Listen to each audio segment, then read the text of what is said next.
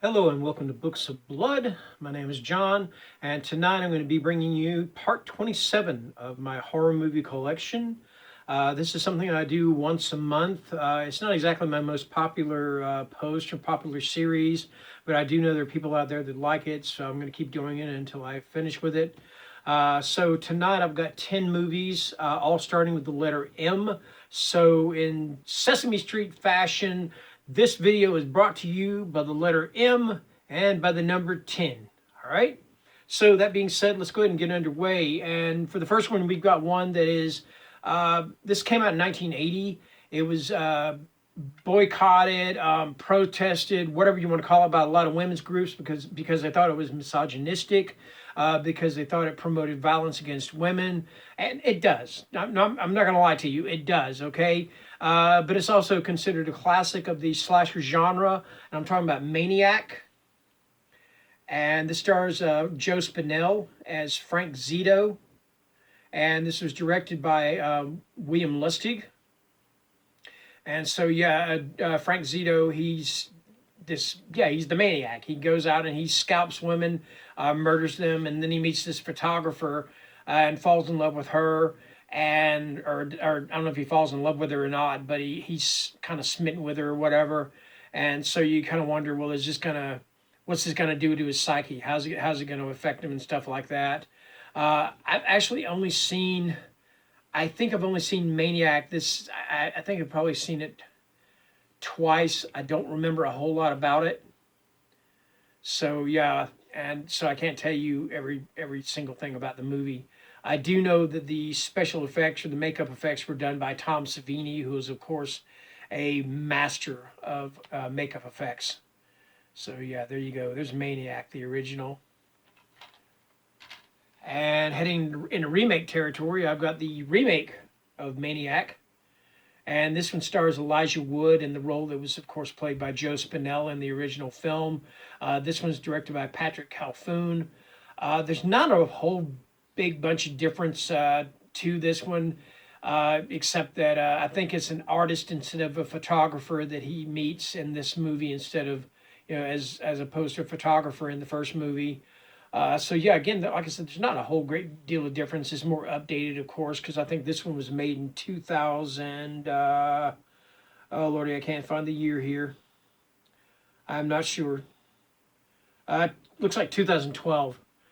So yeah, and I actually think this was actually a better movie, at least in my opinion. I know a lot of people hate remakes, but I actually think they did a better job with it than they did with the first film. But again, that's just me.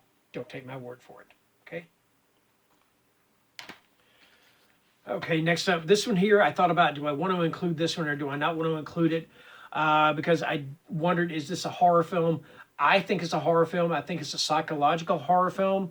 So that's why I'm going to include it. I'm talking about The Machinist with Christian Bale.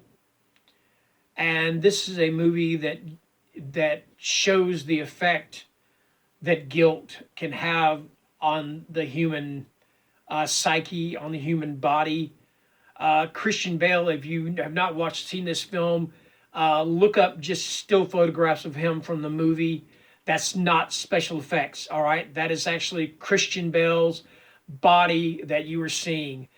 His diet when he was making this film was a can of tuna and an apple per day.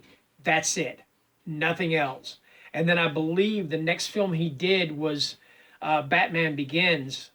And of course, he had to beef back up again. So there was such a contrast. In fact, he wanted to lose more weight, but director Brad Anderson said, "No, you're not doing that. Forget it."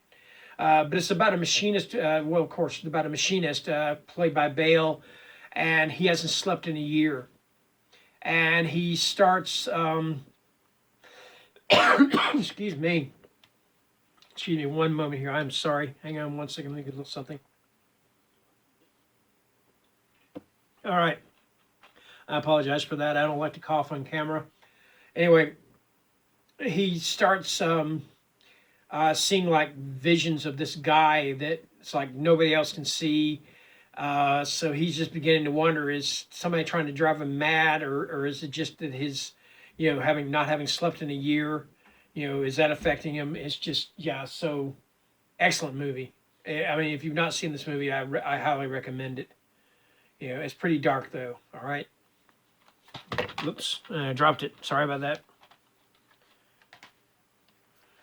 All right, and next up, now this is one of the ones that is part of the French Extreme, which would include films like High Tension or Haute Tension or Haute Tension, Inside. I'm trying to think if there's another one, Frontiers. Yeah, and I'm talking about Martyrs. And this is one of those that is just one of those that I don't know really how to describe this movie. I tell you what, I'm just going to read the synopsis to you. And because even the synopsis does not do this movie justice. Like I said, this movie is highly disturbing, but I also highly recommend it. All right. Prepare to be shocked, terrified, and awed by one of the most ferocious horror films ever made. Like nothing you've ever witnessed, this harrowing journey starts with two young women hell-bent on avenging the brutal kidnapping torture inflicted on one of them when she was a young girl. What they encounter is a nightmare so terrifying and a mystery so powerful, it will make you question the world as you know it. Brilliantly acted, exquisitely photographed, and boldly conceived, Martyrs represents a new breed of horror film, a stunning masterpiece that transcends the genre. That is Martyrs. And I know there is an American remake of this film. I have not seen it. I do not want to see it. I have not heard good things about it. There was a remake of the movie, an American remake of the movie Inside. I actually did like that one because they took it in a different direction. Instead of being kind of an extreme horror film like the first one is, full of gore, and still a great movie. I love the original Inside, the French Inside. Excuse me. Gosh, I've got a tickle in my throat. I'm so sorry. The remake of Inside, they made it more of a suspense thriller. And I think that worked. Okay, there you go. Next up, we've got one starring Angela Bettis, directed by Lucky McKee, also starring Jeremy Sisto and Anna Faris. I'm talking about May. And May is about this girl. She's kind of an outcast, a social outcast. She's got a lazy eye. She has trouble making friends. And she meets this guy, Adam, played by Jeremy Sisto. And she's just like totally smitten with him. And she's smitten with him, especially his hands. And so it's kind of about this girl trying to make friends and not being able to make friends because she finds out that people aren't perfect. Only certain parts of them are. And I think one of the taglines for this movie was, if you can't find a friend, make one. So that might give you an idea about what kind of territory they're going into with this one. But this is May. Okay.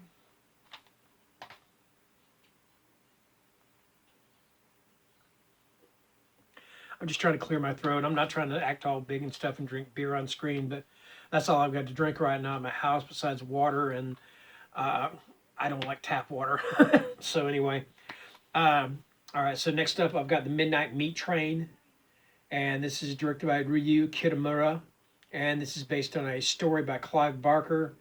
I can't remember if I've read the story that this is based on, but I think I have, and if I remember correctly, this, of course, like all Clive Barker's film adaptations, it does take liberties with the source material.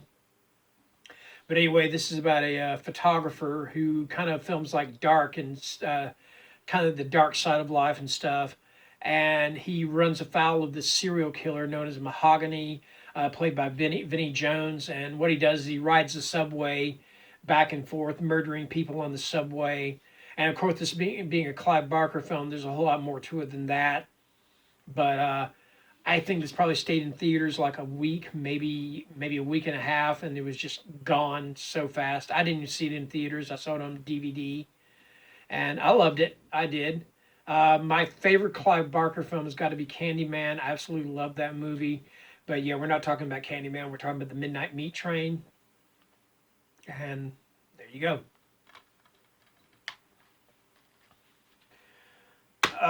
This one here to me is one of those that falls into the you either love it or you don't category. I absolutely love this movie. It's another one that I put in the disturbing category. But again, like I said, I absolutely loved it. I'm talking about Midsummer. And this is directed by Ari Aster of Hereditary fame. This is, in fact, his second film.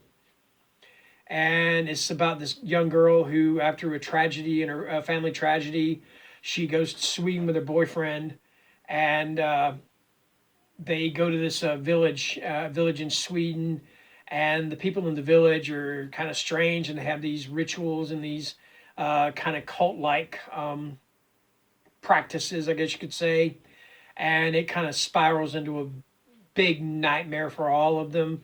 The one thing about this is basically terror in broad daylight, because aside from some scenes in the opening of the film, just about every scene in this movie takes place in broad daylight, and it is just as terrifying as if it were shot at night.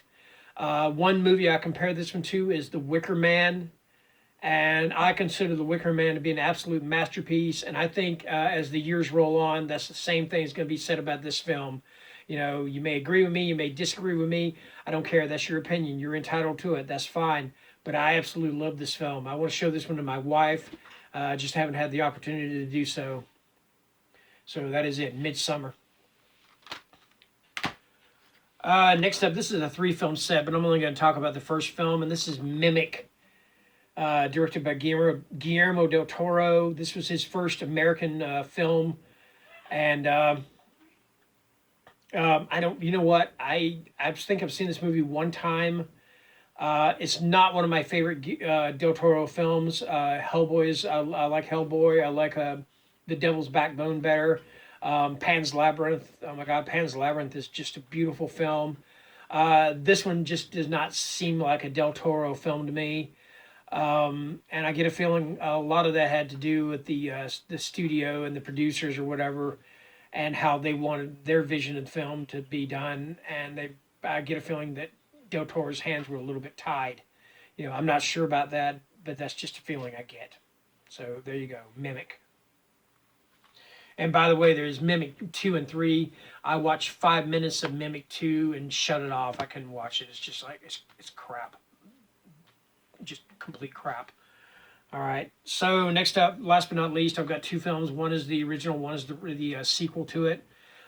This is Mirrors, and this is directed by Alexander Aja, who directed High Tension, Piranha, Crawl, Horns. This stars Kiefer Sutherland, and he's a kind of a disgraced cop, and he takes the job as a security guard in a rundown, burned-out department store, and these creepy things start happening with the mirrors. They kind of take on a life of their own because they're haunted or whatever. I think I've only seen this movie twice. I liked it. It wasn't a great film, but I liked it. It's just not one of those that I'm gonna go, hey, I want to watch a movie. What am I gonna watch? Oh, here's Mirrors. No, that's not gonna happen. Anyway. And also I've got the sequel, and this is Mirrors 2. And I cannot remember if I've watched this film or not. I don't think I have.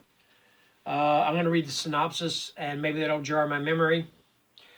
When a young woman is brutally murdered in front of a mirror that is a portal to the world of the undead, her spirit goes on a murderous rampage.